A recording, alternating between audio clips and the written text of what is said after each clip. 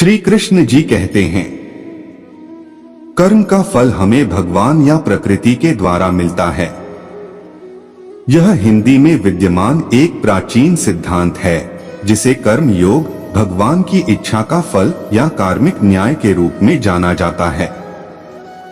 कर्म के अनुसार हमारे कर्म हमें उनके आधार पर बदलते फलों को प्राप्त करने का कारण बनाते हैं। कर्म का फल प्राप्त करने का समय और ढंग व्यक्ति के अच्छे और बुरे कर्मों की प्रकृति पर निर्भर करता है। यह किसी भी व्यक्ति या संगठन के आचरण, विचार और कर्मों के परिणाम स्वरूप होता है। बुरे कर्म करने पर बुरे फल प्राप्त होते हैं, जबकि अच्छे कर्म करने पर अच्छे फल प्राप्त होते हैं। यह धार्मिक मान्यता के अनुसार है कि फल का प्राप्त होने का समय इस जीवन में हो सकता है या फिर आने वाले जन्मों में भी हो सकता है। इसे सांसारिक अवधारणा के रूप में देखा जा सकता है, जहां जन्म मरण की चक्रव्यूह में आत्मा कर्मों के अनुसार भटकती रहती है। इस प्रकार कर्म का फल हमें समय के साथ और हमारे आचरण के आधार पर मिलता है। इसलिए यदि हम अच्छे कर्म करेंगे और सही आचरण के साथ जीवन बिताएंगे तो हमें अच्छे फल प्राप्त होंगे। कर्म का फल निश्चित रूप से प्राप्त नहीं होता है और कई बार इसका फल देने वाला भी सामान्यतः निर्धारित नहीं होता है। कर्म का फल सांसारिक जीवन में भी मिलता है और उससे पूर्व और बाद के जन्मों में भी मिल सकता है, जब आत्मा नए शरीर में आती है। जब हम अच्छे कर्म करते हैं तो यह हमारे जीवन में सकारात्मक परिणाम पैदा करता है। यह परिणाम स्वरूप में सुख, संतोष, समृद्धि, सम्मान और शांति की अनुभूति हो सकती है। इसके विपरीत बुरे कर्मों का फल दुख, दुर्भाग्य, संकट और संशय की स्थितियों का कारण बन सकता है। कर्म का फल आध्यात्मिक विकास के लिए भी महत्वपूर्ण है। जब हम अच्छे कर्म करते हैं और नेकी का पालन करते हैं तो हमारी मनोवृत्ति, चित्त शुद्धि और आध्यात्मिक प्रगति में सुधार होता है। यह हमें संयम, साधना, ध्यान और सेवा के माध्यम से अपने अंतरंग स्वरूप को पहचानने और आध्यात्मिकता की ओर प्रागण्य करने में मदद करता है।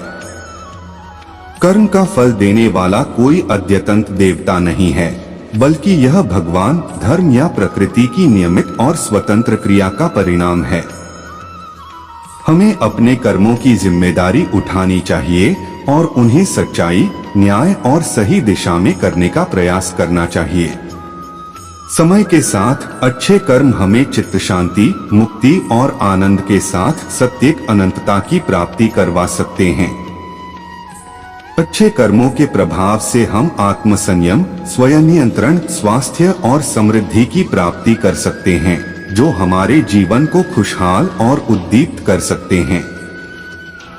इस प्रकार कर्म का फल हमारे आचरण, मनोवृत्ति और आध्यात्मिक विकास पर प्रभाव डालता है।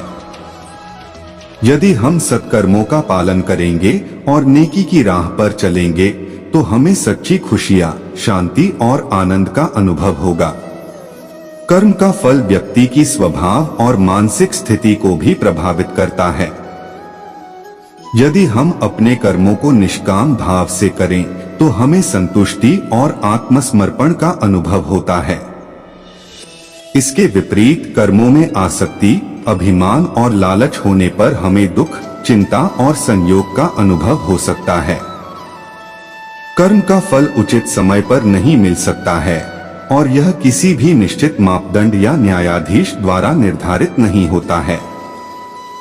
इसलिए हमें धैर्य और समर्पण के साथ अपने कर्मों को करना चाहिए और फल की चिंता नहीं करनी चाहिए। निर्धारित फल की उम्मीद रखने की जगह हमें अपने कर्मों पर जोर देना चाहिए और उन्हें नेकी और सत्य की दिशा में बढ़ाने का प्रयास करना चाहिए।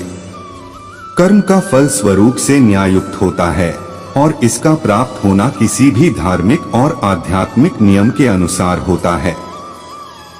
यह व्यक्ति के कर्मों के अनुसार होता है, जिसमें कार्यों की नीति, निश्चय, उद्देश्य और उनके परिणामों को विचारने का समावेश होता है। कर्म का फल अधिकांशतः अप्रत्याशित होता है और हमें यह अभिप्रेत रूप से मिलता है, जिसमें कर्म करने वाले व्यक्ति की स्वभाव, मानसिक स्थिति, संयम और भावनाओं का महत्वपूर्ण योगदान होता है। कर्म का फल हमेशा संतुष्टि नहीं देता है और कभी कभी यह हमें आवश्यक सीख और परिश्रम की ओर प्रेरित करता है। कठिनाइयों, असफलताओं और विपरीत परिणामों के माध्यम से हमें अपने गलतियों की समीक्षा करने और स्वयं को सुधारने का अवसर मिलता है। इसलिए हमें अपने कर्मों का जिम्मेदारी पूर्वक विचार करना चाहिए और नेकी, सत्य और सेवा की मार्ग पर चलने का प्रयास करना चाहिए। संक्षेप में कहें तो कर्म का फल हमें हमारे कर्मों के आधार पर अपने जीवन में प्राप्त होता है। यदि हम नेक कर्म करेंगे तो संभवतः हमें सुख, समृद्धि और शांति का अनुभव होगा। हालांकि हमें अपने कर्मों का परिणाम नहीं चिंतन करना चाहिए, बल्कि